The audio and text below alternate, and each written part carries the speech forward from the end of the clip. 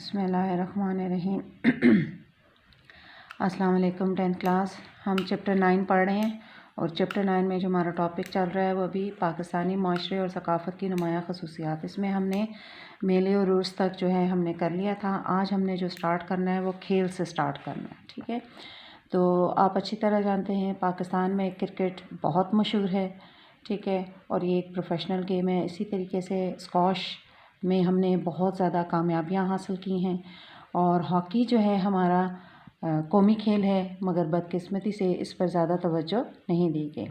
लेकिन इन तमाम तीनों के तीनों गेम्स के और फुटबॉल भी खेली जाती है, ठीक है, और इनके मुकाबले जो हैं हमारे ज़िलाई सतह पर भी, डिविजनल सतह पर भी और सूबाई सतह पर भी और उसके साथ साथ मुल्की सतह पर भी मुनक्कद किए जाते हैं। हमारा जो इलाका है गिलगित और बल्तिस्तान, वहाँ पर शुमाली इलाकों में यानी गिलगित बल्तिस्तान में पोलो का खेल जो है वो खेला जाता है और पोलो भी हॉकी है जो घोड़ों पर बैठ के खेली जाती है, ठीक है। अब अगला जो हमारी खसूसियत है सकाफ़त की वो है मज़हबी त्यौहार। चूँकि आप जानते हैं कि पाकिस्तान एक इस्लामी मुल्क है, यहाँ की ज़्यादातर आबादी जो है वो मुसलमान है, तो हम अपने मज़हबी त्यौहार जो है बड़े जोश व खरोश से मनाते हैं, जिनमें हमारे ईद उल फ़ितर होगी, ईद उल अज़हा होगी, ईद मिलादुन नबी होगी, शब मेराज है, शब बारात है, ठीक है। उसके साथ साथ हमारे गम के कुछ होते हैं जो हम बड़े अक़ीदत व एहतराम से मनाते हैं, जैसे कि यौम आशूरा। उसके अलावा इस मुल्क पाकिस्तान में गैर मुस्लिमों को भी अपने त्यौहार मनाने की मुकम्मल आज़ादी मौजूद है। अगले जो हमारा खसूसियात आ जाती है वो है रस्म व रवाज। तो पाकिस्तान के जो अवाम है उनके बहुत सारे रस्म व रवाज है और ज़्यादातर हमारे रस्म व रवाज हमारे मज़हब को उसमें मज़हब का रंग जो है वो नुमायाँ है, ठीक है। जैसे कि मिसाल के तौर पर हमारे बच्चे पैदा होते हैं तो हम एक मुस्लिम होने के नाते, मुसलमान होने के नाते उस बच्चे के कान में अज़ान देते हैं ताकि उसे महसूस हो कि एक मुसलमान घराने में पैदा हुआ है। उसी तरीके से जब हमारे यहाँ फौतीदगी होती है तो एक दूसरे के गम में शामिल होना, उस बंदे की दिलजोई करना, नमाज जनाजा अदा करना, इसाले सवाब के लिए कुरान ख़वानी करना, ये हमारे मज़हबी जो है मज़हब के तौर पर रस्म व रवाज ये हमारा बना हुआ है, ठीक है।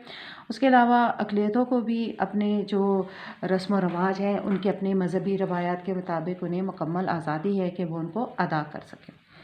उसके बाद अगला जो हमारे खसूसियत आती है वो है मुख्तलिफ़ फ़नून, ठीक है। अब मुख्तलिफ़ फ़नून में आपके मुख्तलिफ़ ये आर्ट वर्क आ जाता है, जैसे कि डिज़ाइनिंग है, जैसे कि आर्किटेक्चर है, जैसे कि म्यूज़िक है, जैसे कि आपके ख़त्ताती है, उसके अलावा पेंटिंग है, मुसव्वरी जिसको आप कहते हैं, ये सब के सब जो है आपके फ़नून में आती हैं। तो अगर हम पाकिस्तान की बात करें तो हमारे यहाँ इमारात के हवाले से, आर्किटेक्चर के हवाले से बहुत सारी इमारात मौजूद हैं, जैसे कि मज़ार क़ायद-ए-आज़म है, जैसे कि बादशाही मस्जिद है, शाही किला है, वापड़ा हाउस है, फैसल मस्जिद है, मस्जिद महाबत ख़ान किला बाला हसार है, ठीक है, पेशावर में।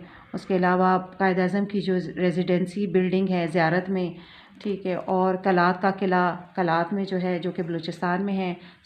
तो ये सारी इमारत जो हैं हमारे सयाहों के लिए बहुत अट्रैक्शन का और उसका बायस बनता है, कशिश का बायस बन रहा है। उसके अलावा पाकिस्तान में जो दस्तकारी है उसकी भी बहुत अहमियत है। दस्तकारी हाथ से काम करना, जैसे कि बलोची वर्क है, जैसे कि सिंधी वर्क होता है, कढ़ाई वग़ैरह, और उसके अलावा हाथ से बनी हुई मुख्तलिफ़ चीज़ें जो हैं हमारी सूबाई हिसाब से भी और जो हमारे ख़ासकर शुमाली इलाका जाता है वहाँ के जैसे सवाती काम होता है, कारपेट्स हैं हमारे, ठीक है, ये सारे के सारे हमारी पूरी दुनिया में बहुत मशहूर है और पसंद किए जाते हैं। उसके बाद हमारे अगर हम बात करें मुसव्वरी की तो ये भी इसमें भी हमारा एक मुनफ़रिद मुकाम है और शनाख्त है, और हमारे पास जो मुख्तलिफ़ शाहकार और तख्लीक हैं वो हमारे पास मौजूद हैं, मुग़ल दौर के भी और जदीद ज़मानों के हवाले से भी।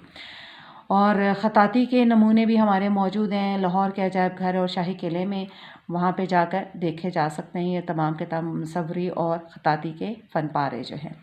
आज के लिए इतना काफ़ी है, ये हमारा कंप्लीट हो गया है, ये जो हमारा माशरे में सकाफ़त था। नेक्स्ट जो है हमारा अगला टॉपिक होगा पाकिस्तान के अहम माशरती मसाइल।